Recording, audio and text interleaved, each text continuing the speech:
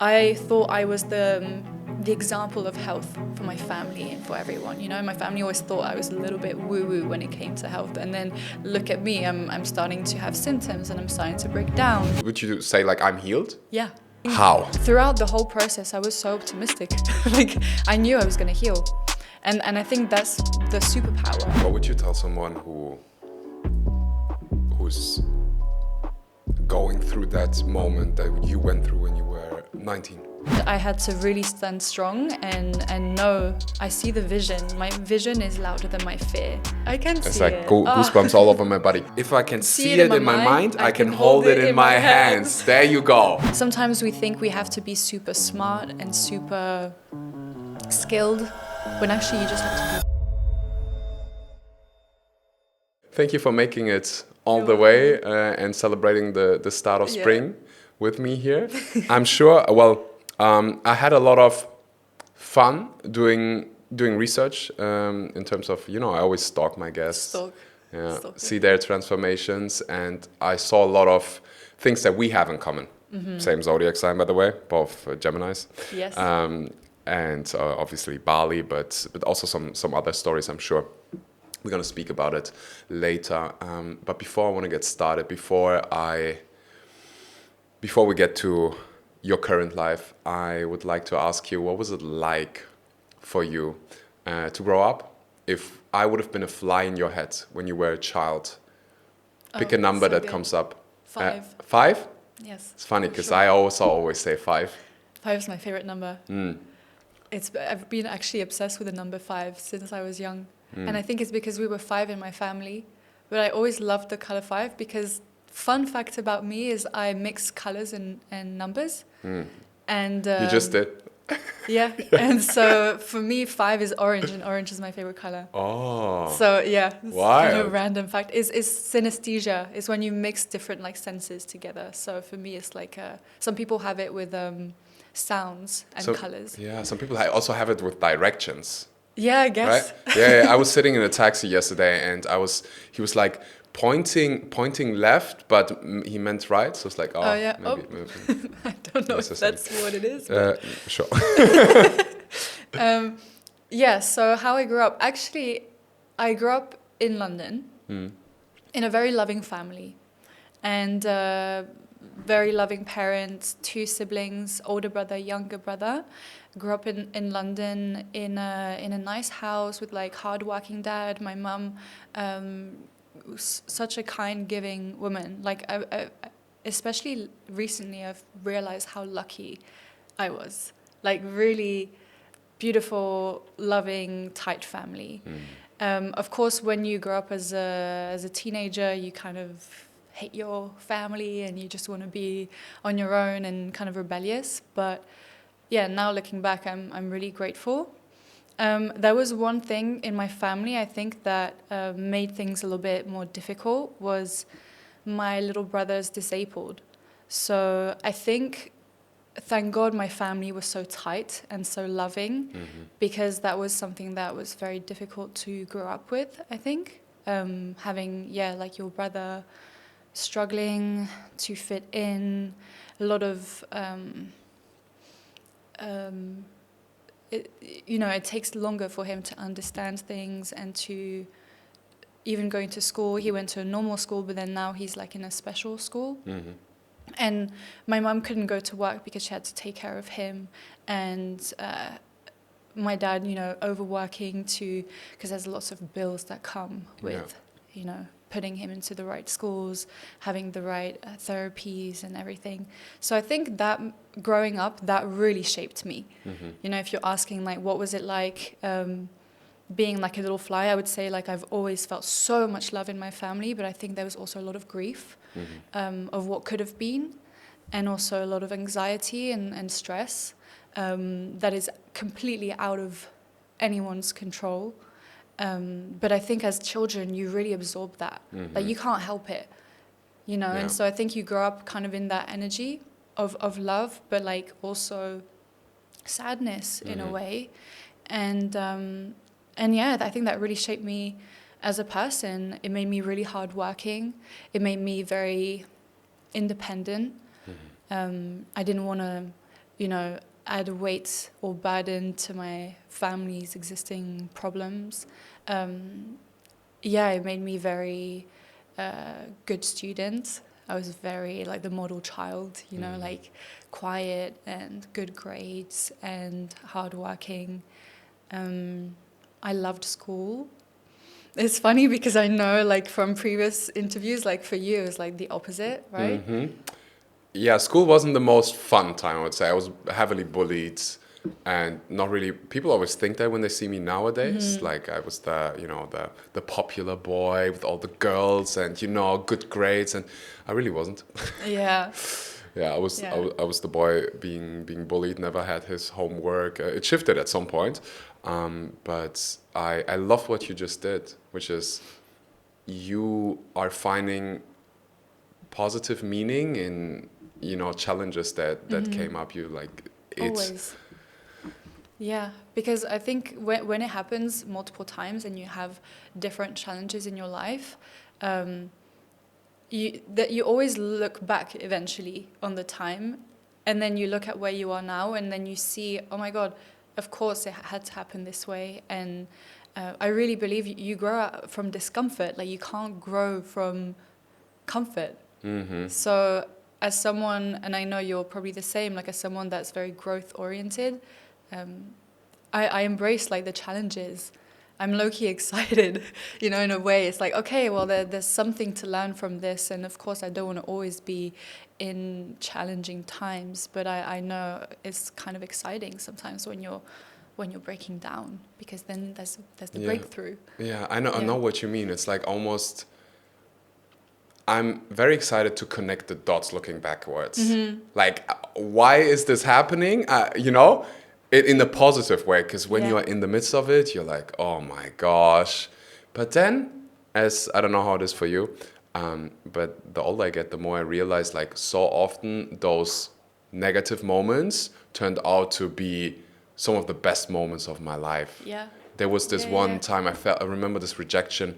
I wanted to work in this bank, like I thought this is really it. And I prepared and I studied everything and I really showed up, because it was my first relationship, and the office was next to my girlfriend at the time. And we've been together for like 6 years, and, we had a really strong bond. Oh, yeah, so and I was like, I want this job, so I'm going to do it, give everything. And then I didn't get it. And it was like, I felt so ashamed that, like I felt everybody asked, like, how did it go? And like, did you get the job? And I'm like, no, I didn't. And I just felt so much shame and felt like an idiot. Now I'm like, thank you, whoever is in charge up there. Thank you. Like, oh my gosh, it would have been terrible. Oh, it would have been terrible. And another door opened that was so much nicer.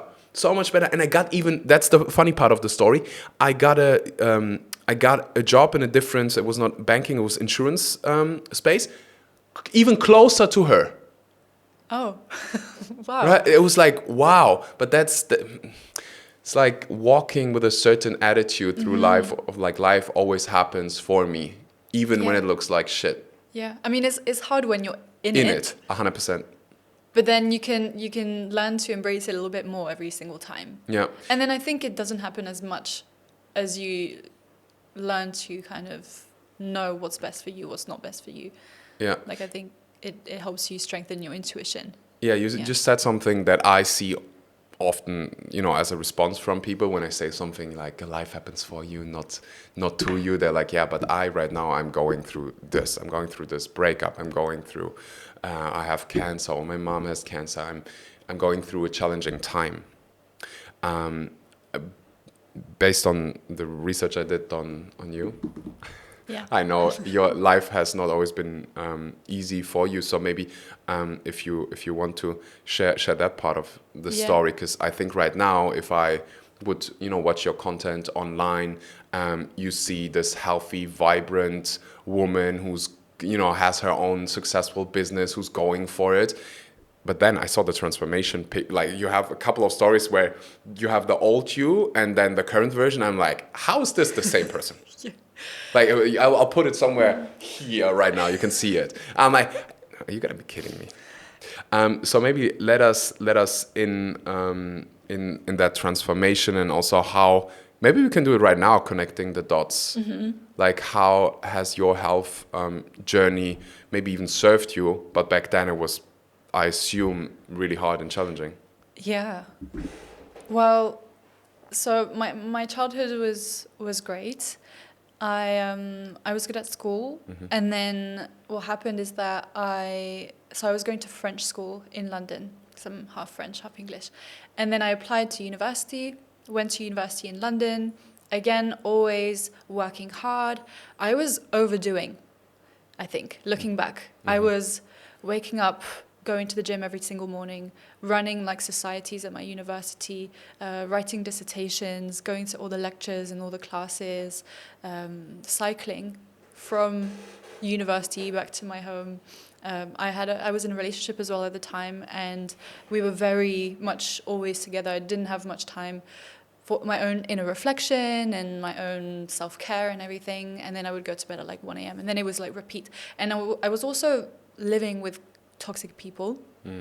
So this is kind of the environment I was in at university, especially my second year of university. And then I started developing some symptoms, feeling very, very exhausted, feeling very, very tired, dizzy, not digesting food anymore. Either like a lot of pain, or then having to run to the toilet, and then the other day it was like so much bloating, and it got really stressful because something I didn't mention is I've always been a health fanatic, like so obsessed with health, sometimes in a negative way. When I was a teen, I was very picky about what I was eating. I went vegan. I was very, very strict with what I was putting into my body, maybe in a negative way. But then eventually I really fell in love with holistic health from a young age. And when I started experiencing these symptoms, it was very hard for me to accept and digest that, because I thought I was the example of health for my family and for everyone. My family always thought I was a little bit woo-woo when it came to health. And then look at me, I'm starting to have symptoms and I'm starting to break down. And then it got worse and worse and worse. And I've always been very optimistic. Always. So I thought, okay, it's going to be over in like a few months. I just need to maybe eat more simple and everything will be fine, blah, blah, blah. But no, that wasn't the case. It got very bad, and so I had to go to hospital and get it all checked. I did a colonoscopy, which is when they put a camera up there. Where? Up there. Where? No, just kidding. And the doctor said I had Crohn's disease. Crohn's disease is a gut disease. So many people, especially young people, have it, and you're told that you can't heal. It's incurable. It's a chronic illness, and all you can do is take medication. So actually they wanted to give me some type of cancer medication, immunosuppressants, because basically what happens in your body with Crohn's disease is it's an autoimmune disease. So your body arguably is fighting against itself. There's lots of inflammation, maybe some ulcers. Some people, I also had like blood. It's very stressful, and then you don't know how to heal because whatever you eat, it's not being digested, and then you just feel progressively exhausted and you can't do anything. And so those pictures, this is when I was probably at my worst. I lost. How old were you? I was 19, but I looked 12 in those pictures. It's I think it really it's crazy. I'm so excited to share more about this because it changed my life, this experience. Throughout the whole process, I was so optimistic. Like, I knew I was going to heal. And I think that's the superpower, is when I was diagnosed with Crohn's, the doctor came to me and he said, you're not going to heal, but we can make it better with medication. And I said, what about food? What should I eat? And he told me, it has nothing to do with diet. You can eat whatever. And I looked at him and I was like, like, what? It's a gut disease. Of course it has to do with like what I eat and how I live my life. And he said, no, you can just take the medication I give you. You don't have to do your own research. Like, just look at the government website and then come back in a week and we'll give you the medication. And oh my God, when he said that, I was like, oh my God, no. I'm gonna do my own research. I know that people can heal from diseases. I've seen, especially because I was so into health, I'd had so many stories of people healing from all kinds of illnesses, cancer, diabetes, all these things. So I was like, well, if they can, I can. And I did a bunch of research. I spent lots of money that I didn't have because I was a student that didn't really have a job at the time. But I found ways to get like supplements and buy these books and everything. And then nothing was really working. And I was so determined to find something that would ease the symptoms before seeing the doctor again, so that I had proof that I didn't need him. And then I found this book and this health coach online, and he was talking all about eating lots of fruits and vegetables. And at the time I was vegan, so it aligned with what I wanted. And I started eating just like so many fruits: watermelon, celery juice, lots of bananas, boiled potatoes, and it helped a lot. And the doctor, I was like, yeah, I don't need your help. And he freaked out. But then he was like, okay, well, let's see. And I never saw him again, ever. I have so many questions. Okay. Because I listened to a podcast recently. It was Mr. Beast. I don't know if you know him. I think this rings a bell. Tell me more. Yeah, he's the biggest creator, I think, in the world. In terms of numbers, I don't know how many gazillion subscribers he has, but I think one of the most followed people online, and he has Crohn's disease. Oh, I've never. Wait, no. Yeah. Then I don't. Yeah, he has it, and I was like, he was describing the symptoms, and I'm like, first of all, I have so much respect on how do you even function, like how do you do that, and so I see how's it right now, how, and if you feel like healed, what was it that you just mentioned the diet, was it I'm just thinking, like, I'm listening to this podcast, I maybe have Crohn's disease or another autoimmune disease, and there is a person, would you say like I'm healed? Yeah. Completely, for years now. No symptoms. It's not part of my identity. But I think How? Yeah. Well, people often ask me, and then they want to hear a diet, or they want to hear like a clear plan, and I can give you that, what I did, but it's so much more than that. So it started with food, of course. I started really simplifying what I was eating, and it was fully plant-based, meaning that it was not just vegan, it was just fruits and vegetables. And I ate this for 2 years. Just fruits and veggies, that's all you ate? Not even rice, not even oil, not even spices, not even meat, nothing. Just what my day-to-day looks like: waking up, a liter of water, then I had like celery juice, then I would have watermelon, then I have more water, then I would have banana smoothie, then I would have more water, and then I would, for dinner, have steamed vegetables like potatoes, carrots, courgette, every day, and maybe a little bit of avocado eventually. And I did this for 2 years. So very simple. So simple. I don't know how I did it, but I think I was so eager to heal. Yeah, if you're really sick and you're suffering and you have I made a similar decision in my life, but you're like, I'm willing to do whatever. If it means I'm eating my best friend's socks, I'm going to do that. If that makes me heal, I'm going to do that. Yeah. And some people are like, how did you do it? And now I don't really know what to say, but I think back in the day, it was exactly this. It was survival. And eventually I learned to really enjoy it, and I felt really good. And I started seeing progress. But then it was so much more than this. The reason why this diet works is because it's very hydrating. and also it's allows the body to heal naturally, meaning that if you're constantly dumping so much food in your body that is very hard to digest, it could be very nutritious food like nuts and seeds and even like red meat and you know, with a high iron and all these things, it might not be the easiest thing to digest. And so if your gut is already inflamed and screaming for help, if you add more into it, then it's going to focus on digesting, not on healing. So the whole concept of eating this diet that I did was like make it easier for your body to heal. When you have a cut, for example, your body heals naturally. You don't have to do anything. It scars naturally. It has this intelligence. Your body wants to heal. Your body's like, that's his desire. It wants you to feel good. That's what it's here to do. And when you're not feeling good, you're in dis-ease. There's an imbalance. And you just have to give space and time for the body to heal itself.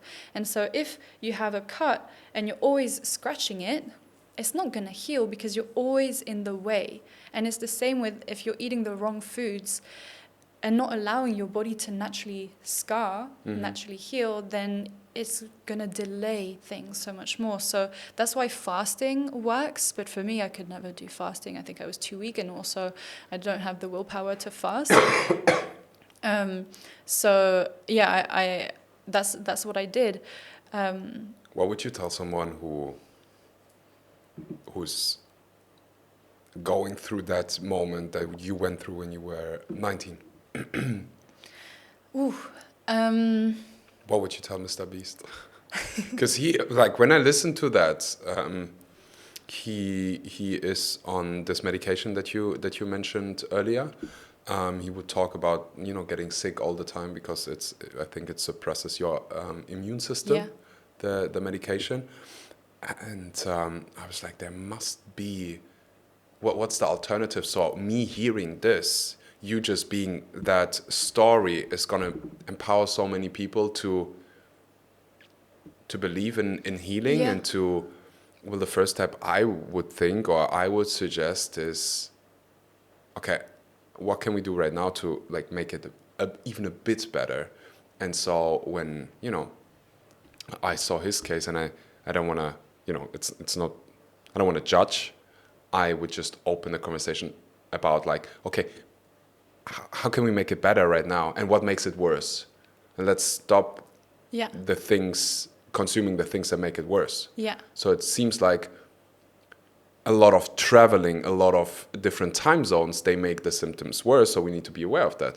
Or the food, let's start with the food you're eating, you know, like chocolate bars. And he has his own companies. I'm like, wouldn't you want to like do the best you can? Yeah. If there are health struggles, but obviously I don't want to. I mean, it really comes first with the belief that you can heal. And because if you don't believe you're going to heal, then you'll give up and you'll be like, I just want to have my chocolate, and at least I can have chocolate like once a week. You know, if I'm always going to be sick, then I still need to find a way to live with it. And that's when you're wrong, because you don't want to live with it. You want to overcome it. If you accept that you're going to live with it all your life, then no, like, then you will live with it all your life. You need to start with the strong belief that I can heal myself. And if I give myself maybe a few months or even a few years and give one thing my all, like changing my lifestyle and my diet, then I won't have to worry about whether I can eat chocolate bars again or not, because, I mean, now I can eat whatever I want. I eat anything. I don't have a problem. I think it's empowering at the same time. If I would be the channel for medical doctors or Dr. Google. Oh yeah, they would freak out. Dr. Google would say you can't heal an autoimmune disease. Yeah. And I did have a conversation about this, and my natural instinct was like, it triggered people. But I said, I think you can heal. How do you know? Because maybe it's because we're Geminis, I don't know. Maybe it's also because we've seen struggles from early on. I have the open mind to say we think we have everything figured out right now. We think we are so smart. Okay, I want everybody to understand, in 2,000 years, perhaps even in 500 years, generations will look at us and do this. Just like we do this with previous generations. There was a generation of medical doctors who did not wash their hands, so they touched dead bodies, okay? You know, I don't know what the section is called in a hospital. Then they would support women who are giving birth. Oh no. That obviously, Yeah. it killed babies. And someone, I don't remember his name, maybe we can blend it in somewhere here. He said, well, maybe it has to do with the fact that you guys are not, you know, you first touching dead bodies, and then you are literally, like, it's such a vulnerable space. Maybe that's the reason why. Medical community denied this. I don't know how many decades had to pass before doctors were like, oh, let me actually be open to this. Let us try and see if it makes anything better. So I want to bring this awareness to right now. We think, if you are somewhat aware, you know that we know so little. So just, what if we could heal? What if we could heal the things that we think we can't heal? You know, because we don't know. We think we know. But I think we always have to approach things with an open mind. And I rather listen to stories like yours that are empowering than to just accept, like, you know, it is what it is. You're so right. Sometimes I forget, because I don't talk as much about exactly how I healed and my disease. I kind of just remember it as this big transformational moment in my life. But it's true, it's very controversial, I guess what I'm saying. And some people might be like, oh, you were just a lucky one. And I don't think I was lucky. I think I just had strong belief. And your beliefs really create your reality. Yeah. And I think that was what set the tone, is from the start, I was so resilient and what's the word? Like, very stubborn. I will heal. And it's always been like this. Determined. Very determined. Like, I've always been like this in my life, even in my childhood. Very strong-willed. Like, if I want something, I'm going to make it happen. Where does it come from? Because I resonate with it so much. I think I was born with it, because my mum, when I was young, she would call me Margaret Thatcher, which is, she was the Prime Minister of the UK, like, known to be very, very, like, strong-willed and not in necessarily the best ways, but you know, like Iron Lady, you know, like very strong and like, I want this. And do you think it's teachable? I don't know, but I was at 3 years old, I was like squashing spiders outside, and like I was never scared of them. I was always like, you know, and I think I've always been like this. I think it's teachable for sure, but I think maybe also my parents really made me believe in myself. They've always like poured lots of like belief in me, always cheering me on, which I think is a big advantage that I see now. How, what is the belief they basically planted? I think it's okay if I fail. I think that because whenever I had like a bad grade, they would never be mad at me. They'd always be like, we know you're smart. So it doesn't matter if you have, like, they always knew I was like smart, or at least that's what they taught me. You're smart. You can do things. You're intelligent. Like a lot of around like being smart, I guess. So I was like, yeah, I'm smart and I can do what I want. And yeah, but then eventually you can figure things out. Yeah. You always find a solution. Yeah. And actually, it's funny because as I grew up and I became my own person little by little, we had a lot of clashes with my family, big ones. When I decided to heal naturally, they freaked out, understandably. So, of course, I want people to remember listening to this that choosing this path, when you have that strong will and that strong inner voice telling you, you can heal and you should heal this way and just follow step by step, a lot of people will doubt it and a lot of people will project their fears onto you. And it can be so easy to fall into the trap of, oh yeah, maybe you're right, maybe I'll outsource my power to the medical system. Or if it's not with your health, it's with a job. Or if it's not with a job, then it's with your with relationships. It's like outsourcing. I'm not powerful enough. I don't have what it takes, and so I'm just going to outsource to a doctor, and he's going to give me the pills, and then I don't have to do anything. I just need to take the pills, and I don't have to go through the discomfort of choosing me, of choosing my path, of following what feels right to me, my calling, because it's so difficult. My parents, they would call my uncle, who's like a doctor, and they'll be like, can you please try and convince Agathe to take the medications? And my mum, understandingly, was so worried about me, because you saw the pictures. She thought she was going to lose me in some way. And I had to really stand strong and know, I see the vision. My vision is louder than my fear for me. My vision is louder than my fear. Yeah, because of course I was terrified. Like, I was a 19-year-old who'd never experienced disease before like this, but I just felt so strongly that I could never not try and then live my life with a disease just because I didn't have the courage to try doing things on my own and healing on my own. Yeah. I'm just gonna allow myself to make an assumption. I hear from you that, because I can so relate. There was a moment when I remember it vividly, although I was on drugs. I think I had morphine in me, and God knows what. I was in so much pain and so much discomfort. But I think then a lot of your subconscious mind is just taking over in those moments, and all of your beliefs and all of your rules. They are basically running the show. So there were it feels like there were 6 doctors in front of me. And I remember, I didn't understand what the heck they were saying. I just didn't understand.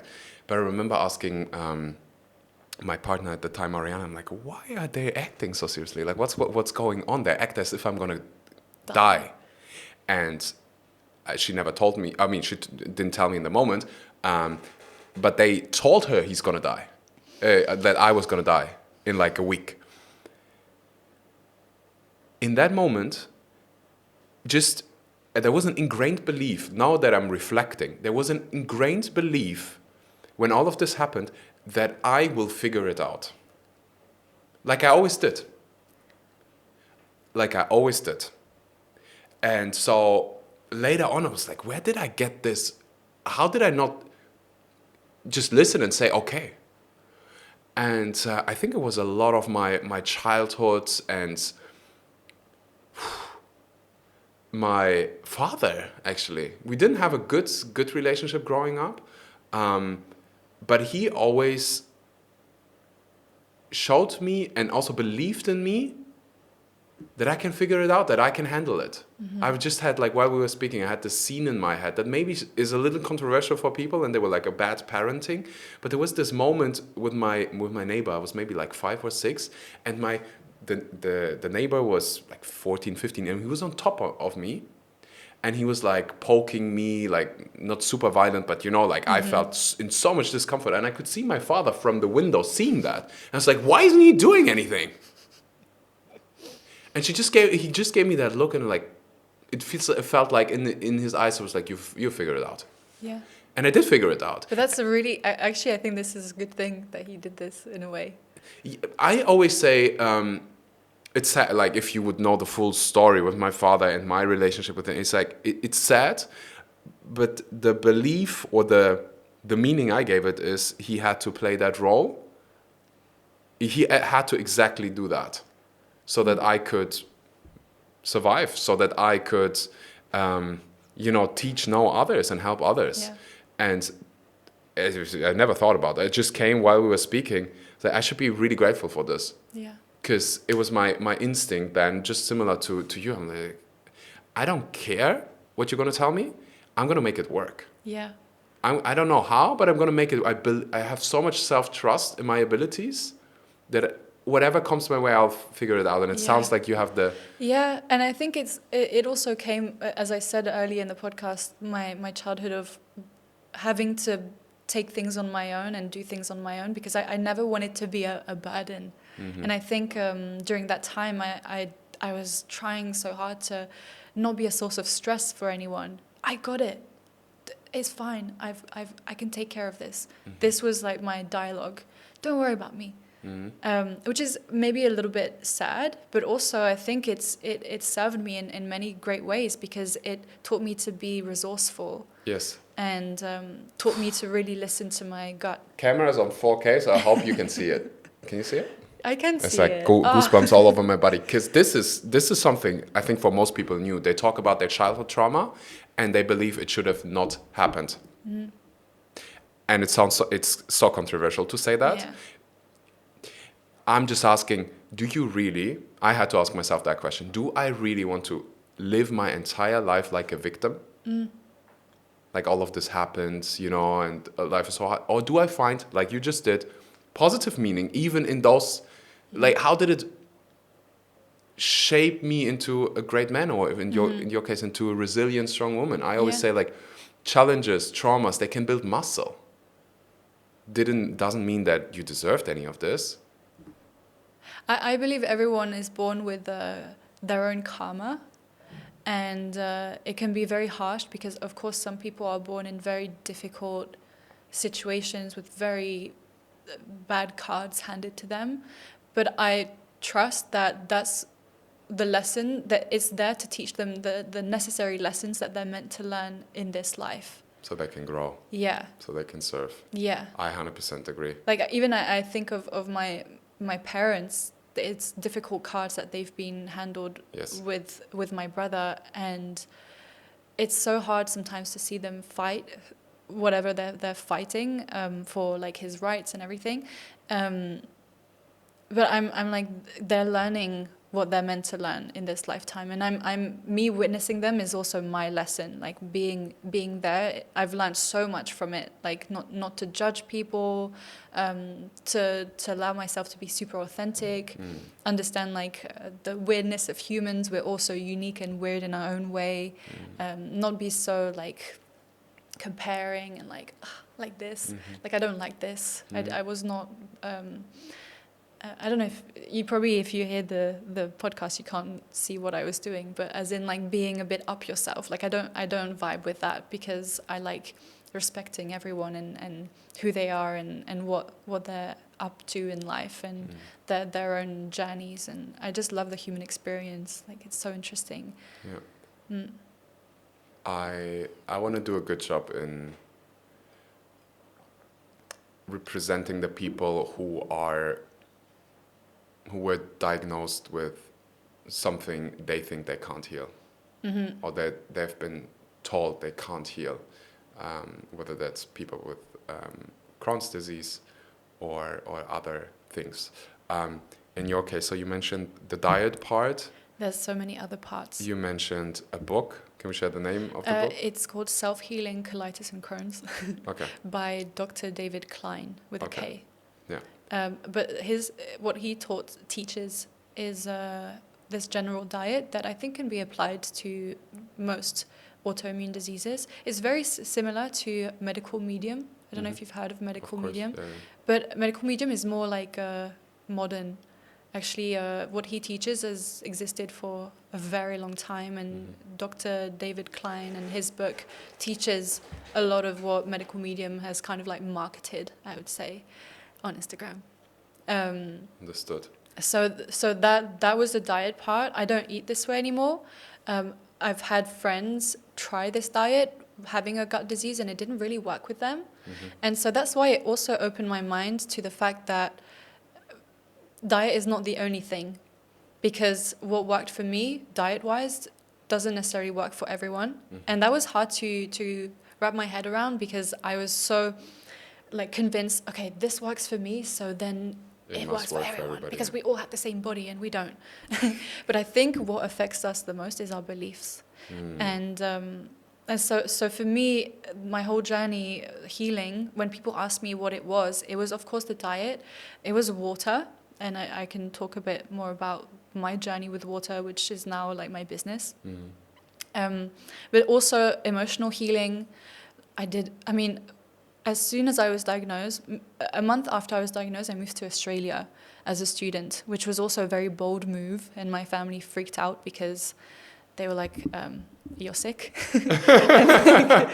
Are you sure? Yeah. And I was like, no, I'm going to Australia because I was picked to do an exchange program to Australia. And since I was a teenager, I'd always been obsessed with Australia. Not so much right now, but bless Australia. But, you know, I was picked and there was only 2 people that could go. And I was, I don't care about this illness. I'm still going. And it turned out being the best thing because I was alone for a year. I didn't know anyone. And I was a monk for a year. I was literally a monk for a year. I didn't socialize. I cooked my own foods. I would go to the market. I would go on these little like walks or go to yoga. I would listen to podcasts, self-development books, all the things, meditate. And some people might, from the outside, it might have looked like very sad, like I was always alone, like on the other side of the world. But it was the most transformational year of my life. That was 2018, 2019. Oh, wow. It's not that long ago. Yeah. How old are you? 26. And yeah, and then little by little, that's when I had my big awakening, because I had always been the high achiever, good grades type of girl, but this disease put me on this complete other path where there was no way I was going to go back to England and do like a 9-to-5 in corporate. Like I never even wanted that in the first place. I never really knew what I wanted to do. I just knew that I didn't want to sit at a desk, and listening to these podcasts and already see it. I'm sitting at a desk. Sitting at a desk. I was about to say. But you're sitting here with a coconut. I'm sitting in a coconut. Right, and hopefully some water. You talk about hydrate every single time when you say hydrate. I'm thinking of drinking. Everything, guys. It's everything. Drink. Like, it also fascinates me because water plays such a big role in my life, and for me it's the most normal thing. And then I see other people, literally not like sometimes when I'm with friends, I'm like, I've never seen. When do you drink water? Like when do you drink? But yeah. Well, Australia. So in Australia, so I was healing and listening to these podcasts, and then I realized, oh my God, if I can heal my body, because I was already feeling some changes in my body, then I can do anything else. If I can heal an incurable disease, then I can become a millionaire. Then I can, then I started thinking big, and I it's like a hack. Once you realize that your thoughts become your reality, then all you have to do is fix what's inside, and then you'll see the reality evolve, right? So I loved that I had this, in French you say déclic, it's this like turning point, this light bulb moment. Yeah. And I was like, oh wow, then I can work for myself.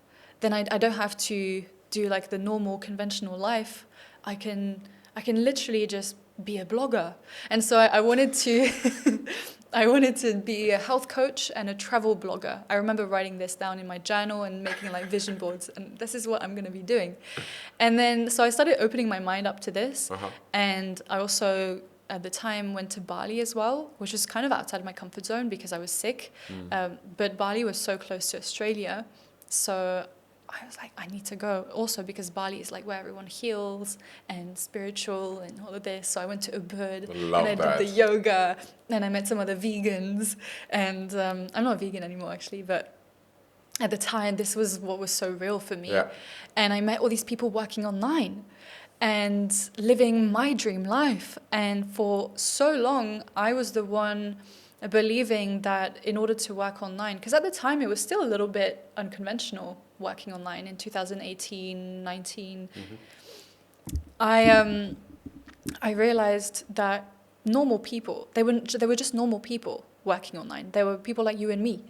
And so I was like, if they can do it, then I can too. Same with people that heal diseases, people working online. If they can do it, I can too. And so I started following these people working online, and then I came across these girls working online, traveling the world, and they were talking about this water. And I was like, huh? like they're looking so beautiful and radiant, and they're making so much money, and they're traveling the world. And I want to be that, especially as someone that was still a little bit sick. And I looked into this water, and what this water is this machine, and I have it at home. I should have brought some. It's this machine that gives the water an electric shock. And the water that comes out of this machine is electrolyzed, meaning that it's full of hydrogen and life, negative ions, which gives your water life. And I was very skeptical because I was very strict with how I was healing my disease, and I didn't want anything that was unnatural. But the more I looked into it, the more it called me. I swear this water, when you hear about it and you're meant to drink it and you're meant to have it, you'll be called back to it. For me, I was called back to it probably like 3 or 4 times. I kept coming across people that were talking about this water online. And so it's called Kangen water. Maybe you've heard about it because you've had lots of people in Bali that have it. And so what I did is that I went to this cafe in Ubud, and they sold the water. And I filled up my jars. What's the name of the cafe? It was called Made's Coconut Juice Bar. Something like this. I love the creativity. Maybe they still have it. I love the creativity. Or Wayan. Wayan's? Wayan, Made. Yeah, there are not many names. Juice There are not many names in the Balinese something like culture. this. This one shift changed my whole life. It's called creating evergreen products. Evergreen products are one of the best inventions of humankind. It enables you to change lives, to also make money while you sleep. And I'm serious, I mean it. I created a free training showing you exactly how you can do that. How you can create win-win concepts so that your teachings are completely scalable, and you also for yourself have automated income. So you don't have to worry every single month, oh, how will I make money the next month? Because you have a certain amount of money knowing it will come. That's the beauty of evergreen content and evergreen courses and evergreen products in general. I created a free training. All it takes for you is to click on that link and sign up and watch it and execute it. It could completely change yours, because it did change mine and the ones of my clients. Enjoy. And so I filled up a few jugs, and then I was still, in Bali, healing, all of this. So I drank it, and then I was on the toilet for like 3 days. Oh, beautiful. But like in a good way. Because what the water does is that it hydrates you on a cellular level. Normal water, I mean, thank you for the water, but like this water actually doesn't really hydrate you. It just sits in your stomach, and maybe 30% of it will be hydrating your body. And what Kangen water does is that it will penetrate your biomembranes, because it's so full of molecular hydrogen, which is a very, very small molecule that can penetrate your biomembranes that normally cannot be penetrated. So it can even go through your brain and all your cells, and then properly detox you and hydrate you.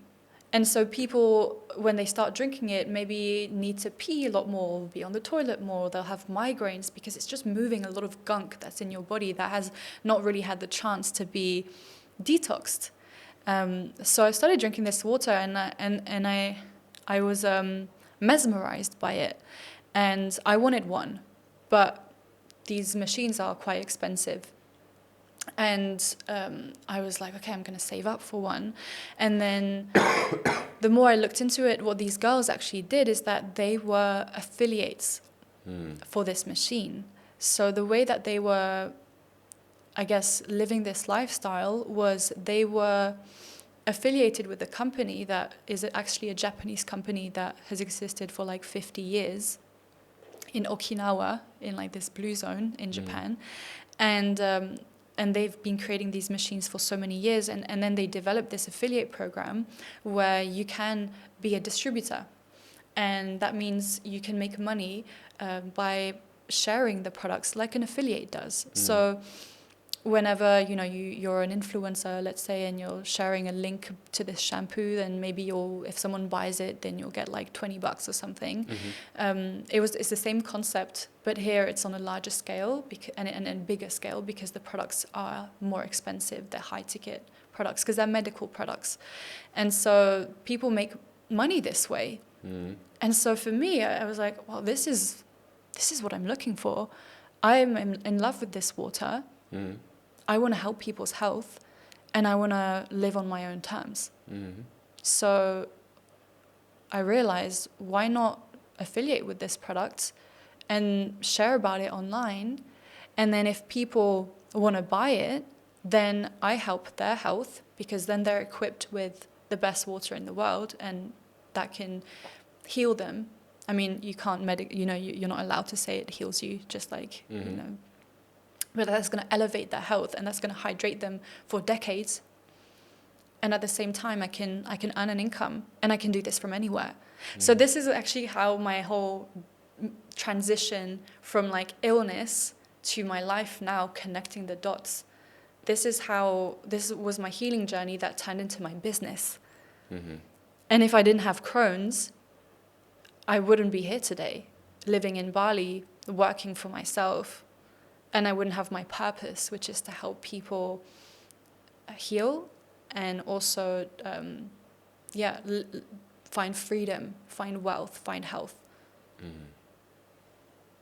So yeah, this is basically connecting the dots. Connecting the dots, looking backwards. Yeah.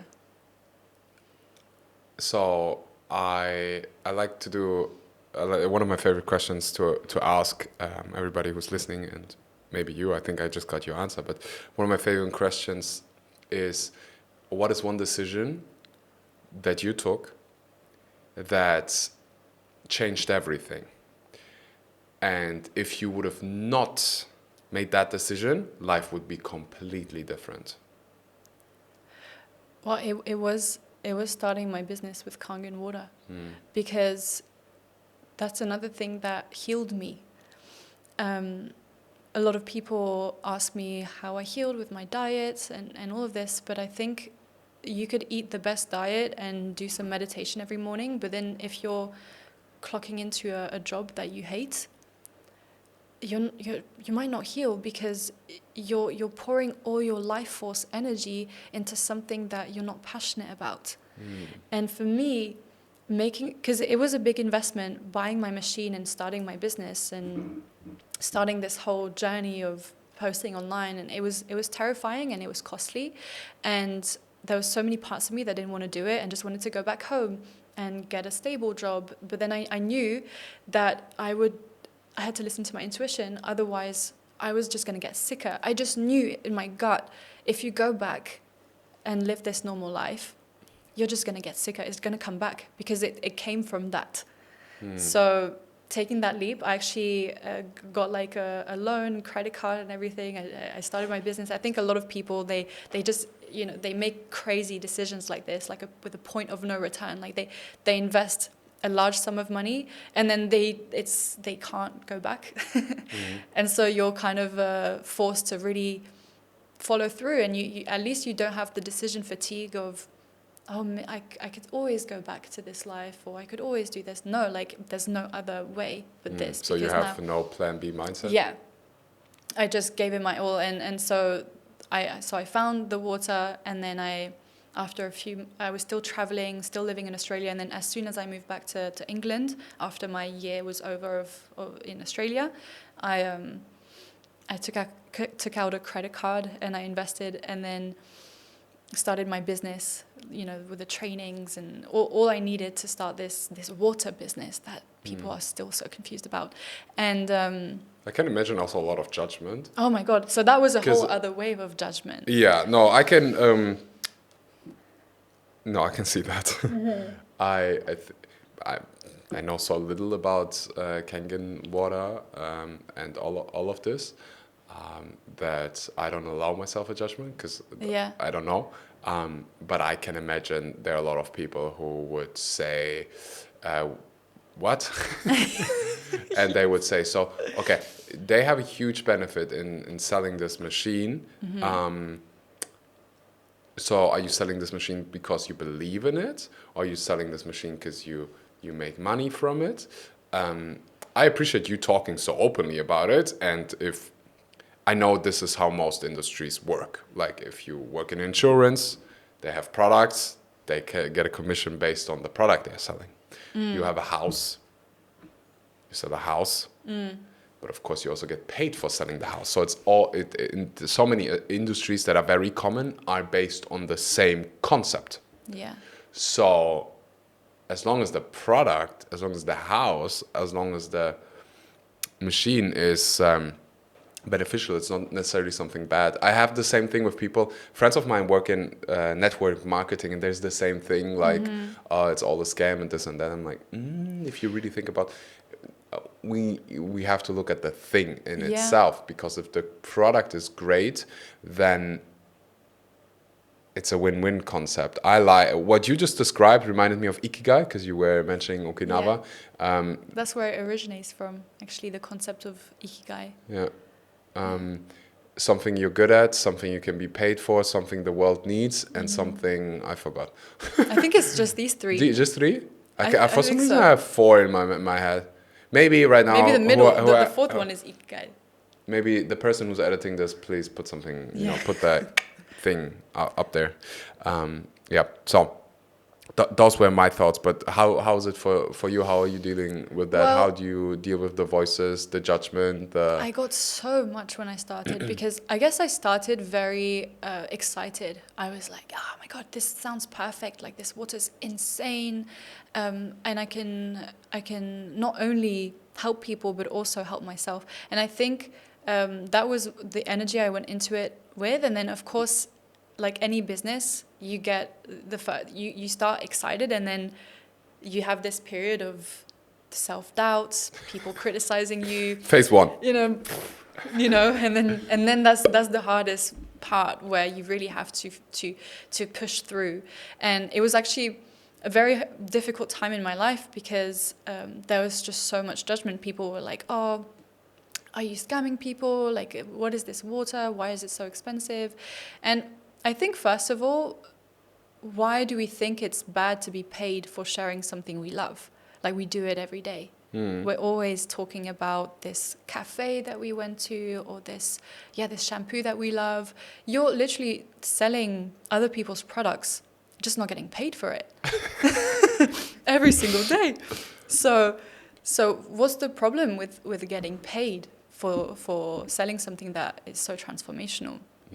I think it's so important to have your own experience with the water, and to have a strong connection with health. I'm not a fan of people doing this Kangen water business without caring about the product that they're selling. They're just doing it just so that they can make some commissions. I think that exists, and that's 100%. you can't really control that. But I think if you have a strong connection with health and the water, then it fuels you. You want to see people elevate in all areas of life, and health as well. And when it comes to the pay, sometimes it triggers people that I can get paid maybe like 2,000 up to like 6,000 euros per sale. And they're like, why are you paid so much? Why did this company pay you so much? And I want to say, like, why are you paid so little?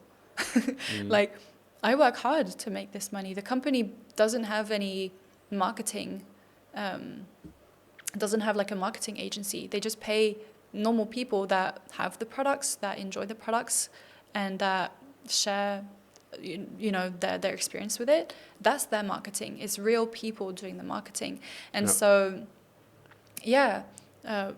I mean, I value you being so open about it, because I think most people do not understand how much they actually paid for things. If you get so the most common thing, I would say, we're both from Europe, the most common thing is buying a car, but paying it off for 5-6 years. Okay? And buying a new car. That fascinates me. You buy a new car, it's like 50,000, right? It's like 2 years worth your salary. You can't afford it, actually, but let me get a loan. That's one thing we're going to talk about in a second. We're getting a loan for the car we can't afford. We paid off 6 years.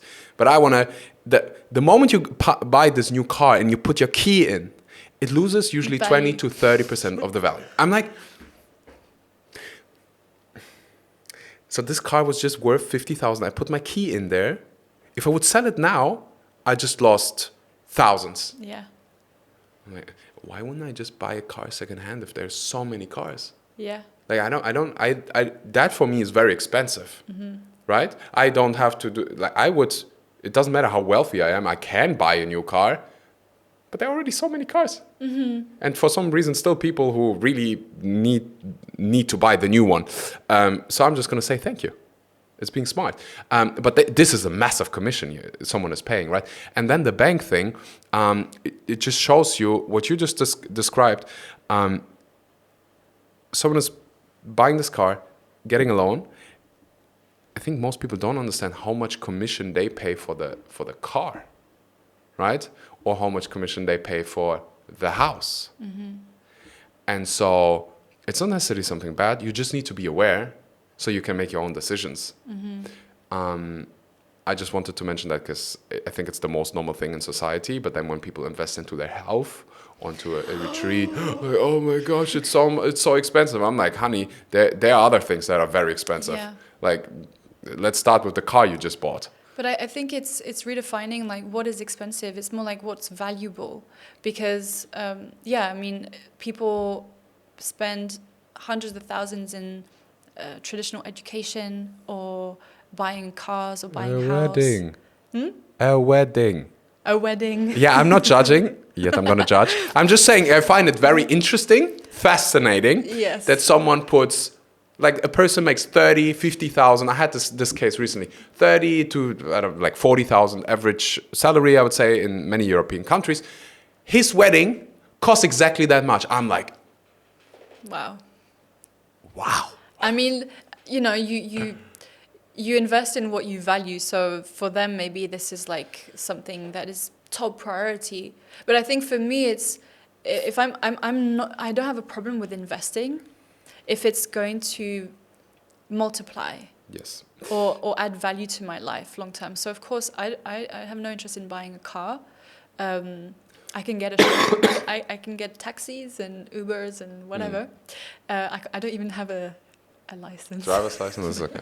I'm also not saying that buying something like that, also like spend all of your money on a wedding. Like I'm not going to tell you anything about how you should spend your money. I'm just saying it's interesting because obviously I also see that, like people or like friends judging, no, actually not friends, but like you spending that much on that retreat and you doing this, you spend that much. I did this training that took 2 years and then someone from my family was like, how much is it? And I told them, I think it was like 6,000 or something. For me it was like very like it's 2 years training, I'm learning so much. For me that's like nothing because I'm getting so much more out of it. Yes. They're like, oh my gosh, how can you invest so much, how can you spend so much? I'm like, honey, I'm not spending a dime, I'm investing. But that's the thing, when you start a business and you're investing in yourself, whatever the business is, usually there is some kind of investment, whether it's your time, your energy, or money. And sometimes when you invest money, it saves you time. Because everything is just an energy exchange. Even the money that you're investing, that's just, you're investing that money maybe to give you like 10 steps forward that maybe you wouldn't have if you started without any financial investment. Yeah. And it's, just seeing that investment as something that's bringing you so much. People have so many different worldviews and so many different opinions about what you do with your life, because whatever they tell you is what they would have done in your place, and so they probably would have never invested like 5 or 10 grand into a business. But if you see the vision, there's no problem with investing in yourself as long as you put the work in, as long as you believe that it can work for you. I think a lot of people just invest in courses or things like this because of this idea, but then they think that as soon as they invest, then it means they're going to become a millionaire. And it's like, no, it's like you invest and then you have to implement what you learn from that investment or what you get from that investment. It's not because you, for example, like I invested in my Kangen machine and all the mentorship and everything to make this affiliate business work. A lot of people, they might do the same and then they're like, okay, I invested It's like, well, it starts now. Yeah. Now the work starts. Yeah. Now let's get to it. Yeah. And I think a lot of people, they're scared of investing because it's not the money that they're scared of investing. It's they don't believe in the results, or they don't believe in themselves to follow through with their investment or to actually turn it into something valuable. That's the in German we have this thing called roter Faden. It means red. What's the name? You know, like a little. It's red line? A red line, but I think there's a different word for it. It's basically red string? The essence of this conversation. Red string, exactly. It's the essence of this conversation is the power of belief, because you had the power of, you believed you can heal. You believed you can create the life that you want. I think you have this belief that I also share, which is, if I can. Bob Proctor used to say this. One of my favorite quotes. You love Bob Proctor? Me too. Yes. If I can see it in my mind, I can hold it in my hands. There you go. If I can see it in my mind, I can hold it in my hands. And that's one of the core beliefs you have. And I'm like 100%. But it starts with you. Yes. It's all like, I always tell people, take your power back. You're waiting for someone to deliver you the life. You are complaining about money as if it's someone else's responsibility how much money you make. Yeah. No, honey, it's not. It's yours. Yes. I like saying, stop outsourcing your intuition. Stop outsourcing your power. Yes. So many people, if you're going to come to me and you're like, I want to change my life, and I'll tell you point blank, okay, like change, if it's to heal your disease, it's like change your diet and like change your mindset and all these things. If it's to start your business, okay, you're going to have to invest in yourself. You're going to have to get uncomfortable. And then people are coming up with excuses. I can't afford it. I don't have time. But like my brother said, and but like maybe like next year, or like I think I can in by December. And it's like, if you want someone to justify your excuses, there's a whole system that's already in place, ready to do that. And you can just go back to it. I'm talking about the conventional life. Mm-hmm. If you want to outsource your power and justify with excuses, then maybe you're better fit in traditional, conventional life. Mm-hmm. And maybe that's okay. Just go back to work, 9 to 5, telling you that you can't make your own money because you're tied to a job and only a boss can pay you at the end of the month what he thinks or she thinks you're worth. Mm. If that is something that feels more comfortable for you, then do that. But then don't expect to live an unconventional life, a grand life that most people are not willing to put in the time and effort into. Mm-hmm. If you want someone to justify your excuses, that's not going to be me. I would add, and I think you agree, but it's always so important to me to mention, I believe if you are happy in, you just call it conventional life, what is conventional? It's like a framing from what is conventional? Also like conventional nowadays, also an online business world could be not 9 to 5. I love when people say, I'm quitting my 9 to 5. And then you go from 9 to 5 from 7 till 9. Okay, let's not forget about that. Let's not forget about that. I think it's about you being very honest and take your power back and take the responsibility back. And this is the life I want to live. Mm-hmm. For some people, it means like for us, it means freedom. It means being where you want. It also means like, maybe like stressors and responsibilities that other people would not want to take, right? Yeah. My grandma, one of the happiest people I've ever met, her life was having her little garden, her beautiful garden, cooking food for the family, bringing the family together, making sure everybody's well-fed. She was so happy. She was giving. She was really like someone who would bring the family together. Right? Yeah. And she was so happy. I'm not going to tell her start a business, start a personal brand, right?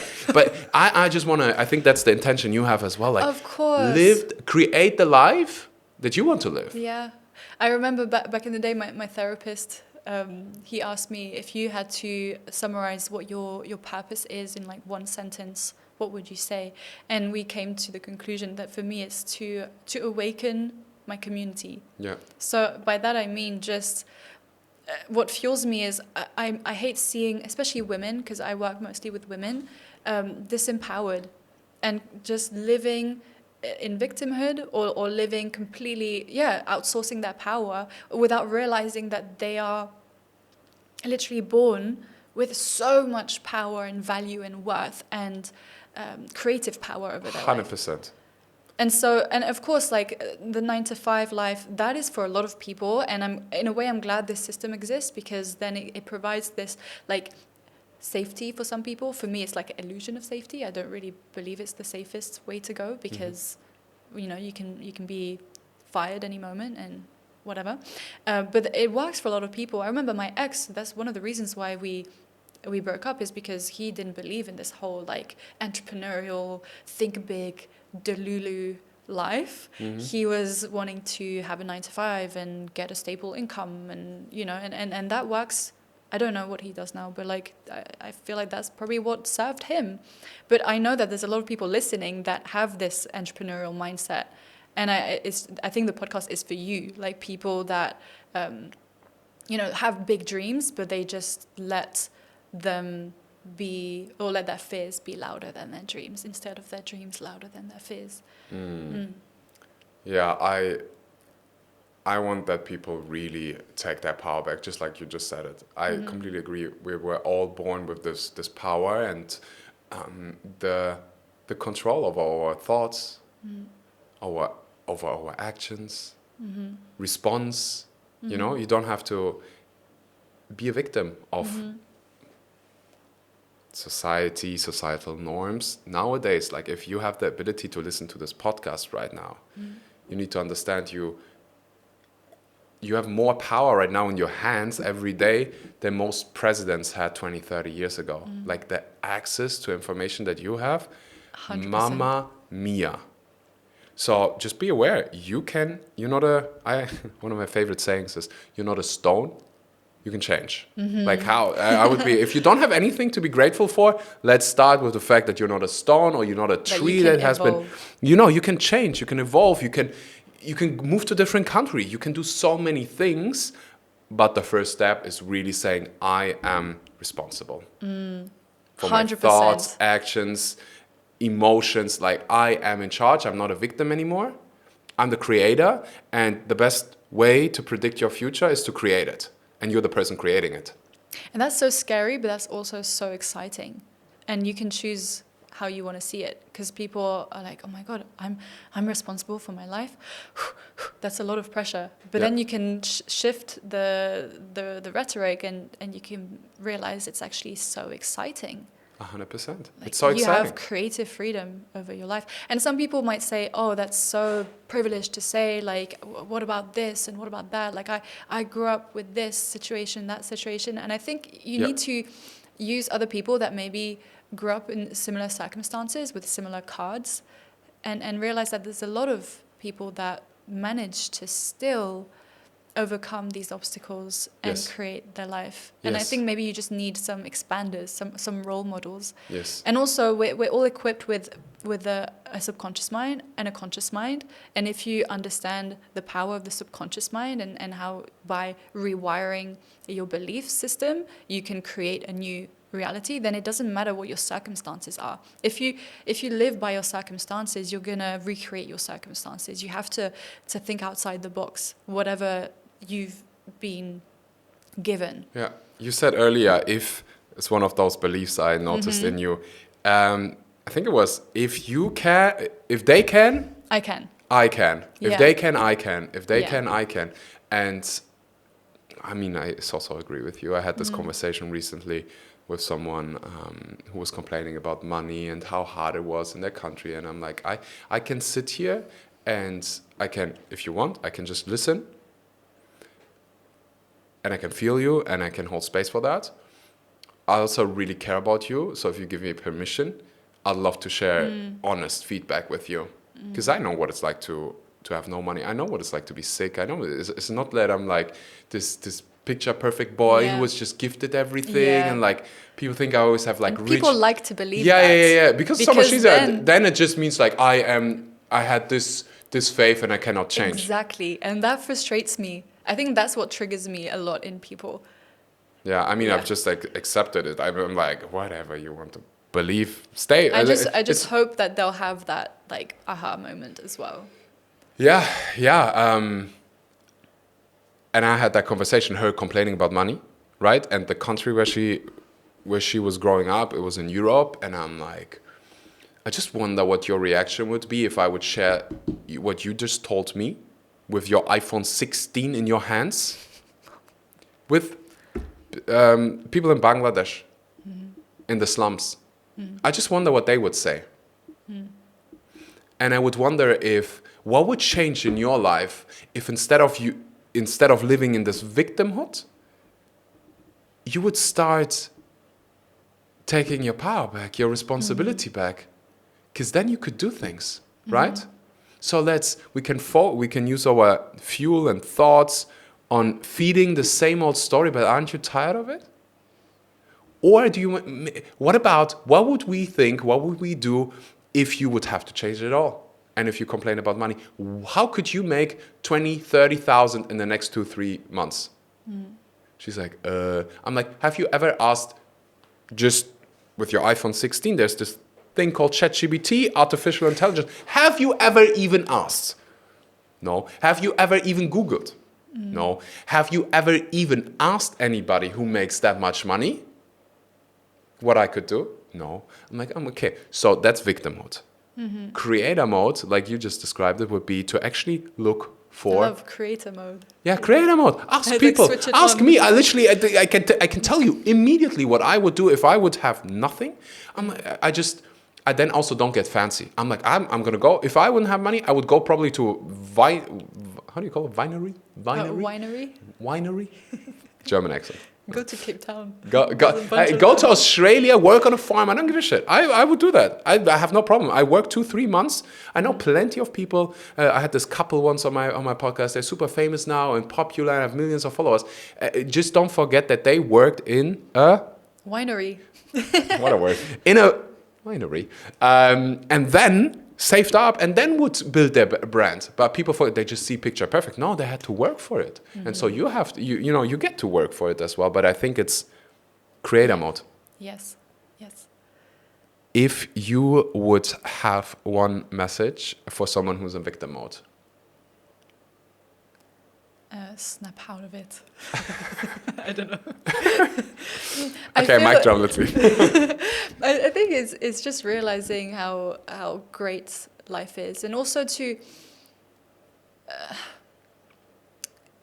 it escaped my mind, but something along the lines of in your life so many things have happened and turned out great, and you didn't even realize. Remember all those amazing things that you never thought were gonna turn out well, and then they did, and then use those memories as fuel for what you want to create now. You know what I mean? Like I'm quite a nostalgic person, but I think sometimes it comes with its advantages, where I love looking back at like really nice memories, and instead of being like, oh, I'm so sad because, my boyfriend broke up with me, or because I'm sick, or because I lost all my money. Think back at those times where life was so good. Connect with that emotion, and remember that you experienced that emotion. You created that emotion. You can just feel it again now. Connect with it now as much as you can throughout your day. If you don't really like your current life, try really stepping as much as possible into this feeling of gratitude, of things working out, of freedom, of fulfillment, at least for a few minutes every single day, and then see your life change. I think this is... I mean, how about we do it right now? Okay. How about if you're listening to this podcast, you close your eyes, unless you're driving a vehicle, okay? Then don't close your eyes. Keep them open. Keep them open, Please. No victimhood, creator mode, honey. Close your eyes, and if you want, you can do it as well. Close your eyes. I love to do this. I do it regularly before we start, events. Close your eyes, and go back to a moment when you did something incredibly challenging, you overcame that challenge. And go back and see this proud moment of your life. For you, it could be getting your driver's license. It could be, like you shared earlier, overcoming a hard diagnosis and finding a solution. It could be doing the right thing, even though it was hard. Pick a moment that makes you incredibly proud. And then I want you to notice your facial expression. Was it a big smile on your face? What was your posture like in that moment when you were so incredibly proud of yourself? How did you breathe? Was it shallow? Was it deep? Where were your shoulders? And I would say that's the real you, no? Yes. That's the real. Which moment came up for me? Even when I was speaking, something came up for me. What was it? What was it for you? Yeah. It was actually when my business started picking up. Because for me, my first year, I was still living at home and still sick. And when I did my first 10K month with my business, I was actually writing my dissertation in the same month for my university, because I still was a student actually when I started this. And I remember even filming a video, I think I still have it, where I'm like, guys, I just made my first $10,000. And I'm like low-key crying, and I'm like, I can't believe it. And I remember just like I would dance in my room, like, and like actually film myself like dancing. And I actually love that version of me, because when you're really working towards a goal and you're not yet experiencing the achievement, when you're working towards it, it's actually so cool. Like I love that version of me when I was the journey, because I think now I've gotten pretty comfortable. Maybe I think you hit a tolerance, and then eventually it gets too comfortable. And then it feels like painful, and then you go through that cycle again. And I think right now I'm in a nice sweet spot. I'm comfortable, but back then I was like so thirsty, literally thirsty for this life. I was thirsty to go back to Bali and be with all these people working online and like have freedom and make my own money. Because the other job I had was catering, and I would work like for $10 an hour, and if I wanted to make like $2,000 in a month, like I had to work 200 hours or something, which was a lot, especially as a sick girl. And then seeing me work on my business, for me, that was like such an amazing moment of seeing the results of pouring and the results coming from something I loved, which was just posting on Instagram and talking to people and creating content, and knowing that, oh my God, I can actually make this a reality. Yeah. So what was yours? Thank you for sharing. Getting my driver's license. Oh, well, I haven't experienced that yet. Because for me, it was such a horrible time. Oh, really? Yeah, fuck. I was young, and I failed the practical part twice. Oh, and no. Again, so much shame. You know, my friends, they all did it in their first try, and it was like, my first girlfriend, she did it in her first try. She was even younger than me, and I'm like, oh my gosh. And all the money that I burned, you know, like every single time, it was another 300, another 400 euros, and then lessons. And I had this teacher. My teacher would be older, and he just get so aggressive whenever I did a mistake. Whenever I made a mistake, he would literally be there and like yell. So I was like, oh my gosh, so much pressure. And then third try. And something in me shifted, because I failed already twice. So I relaxed kind of into it. I was like, whatever. If I fail now, at least I have a 3 months break, because then, anyways. And I did it. And I remember this moment of like going out of there, and I'm like, oh my gosh, I did it. I did it. And I did it without attacking my teacher at the time. Okay? I did it he made it even more challenging, but I did it. And I'm so grateful that I fell twice, because I became such a good, thoughtful driver. You know, and I really prepared. And so like, I remember this moment calling my brother. I'm like, yeah, fuck, finally I can drive you. You know, I have my power. I can drive whenever. Yes. Independence, freedom. Independence, freedom. I think this is a lesson of detachment. Yeah. Because people always ask, okay, how do I manifest this? How do I manifest that? And I guess you were so attached to getting your license. All these other people had done it. So you put like a definition around when you should get it, like how many it should be in the first go, because you're this age and other people got it younger. So you're putting all these limitations and these like there's pressure on you. And then as soon as you relax into it and you say whatever happens, happens, then you get it. And I think this is the mentality you have to go into life with as well. Yeah. Is like knowing what you want, but then also understanding that your vision of how things are supposed to evolve is not the only way. And if you can be open enough to let other ways evolve, then yeah, it's more likely to happen when you're not so attached to one outcome, and you're blind to other opportunities that could come. 1,000,000%. Yeah. And it comes back to the belief of I'm going to try until. That's one of my things. Also in my healing journey, I'm going to try. Can I also have some? She's Yes. Adjusting. What is it? Just Lip balm? Lip balm. It's like grapefruit. Do I look... I feel like since I landed in Bali, every time I travel, I get like For more some dry reason I lips. have dry lips today as well, but I don't know why. Anyways, love If you that. want, you can. I'm all good. It's my favorite flavor. Oh, I love grapefruit. Yeah. Back to it's so much of those things also help you in business. Is like until I'm gonna try until it didn't work first time. Okay, let me try it again. Let me learn. If it doesn't work out, I'm gonna try until. I'm gonna try until you have what you want. Yeah. I wanna. Where do I even start? Perhaps by acknowledging you for sharing your story with us today and showing people that healing is possible, that you can heal your life, that you can create whatever version of a beautiful life you have. You remind me a lot of myself. It's like a sister who had to overcome really hard things. The cards you had to deal with were not the easiest, but oh boy or oh woman, did you create a beautiful life out of it. And Thank you.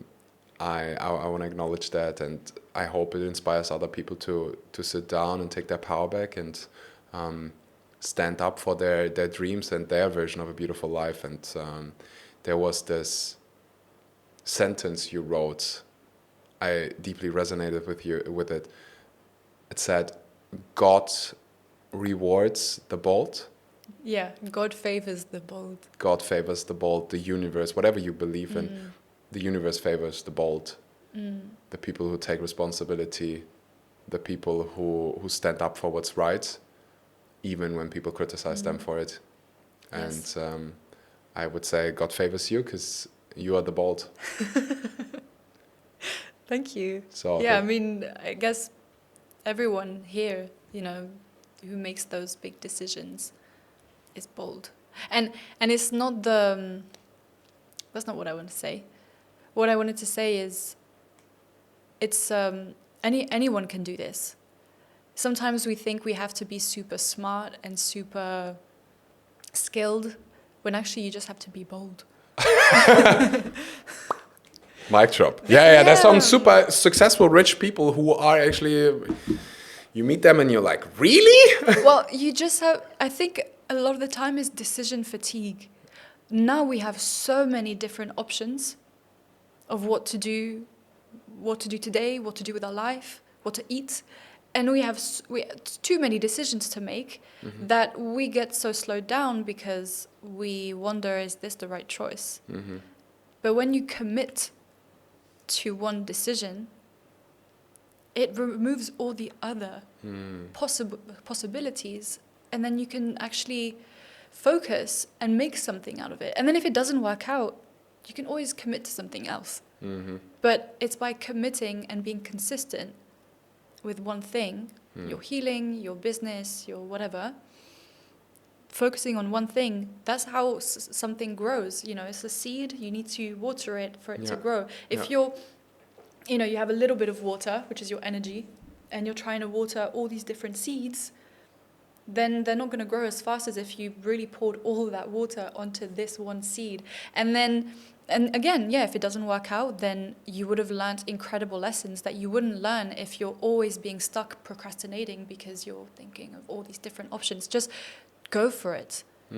Choose one. You'll be fine. Like, we're always fine in the end.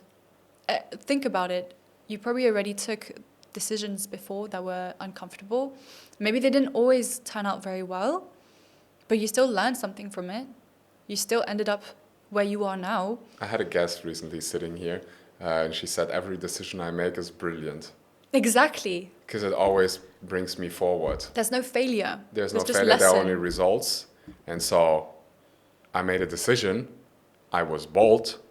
I learned something. So it's not going backwards, but it's going forward. Right?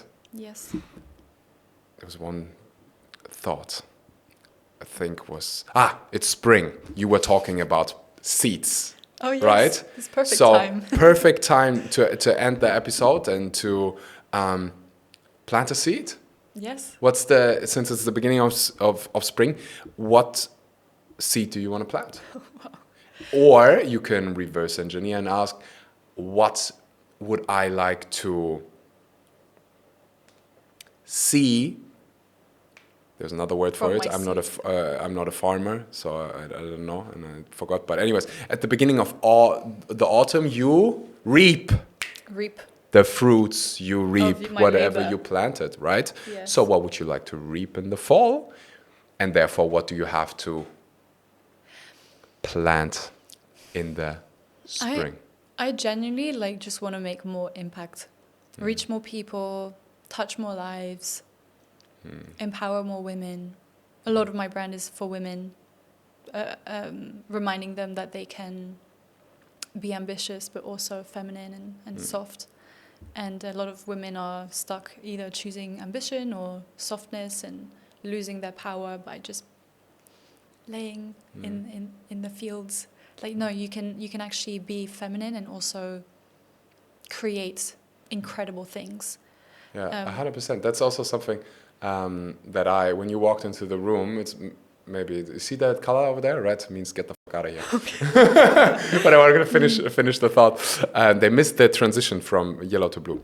Anyways, when you came in, maybe it's nice for you to hear and reflect. It was soft energy. Yes. It was feminine energy.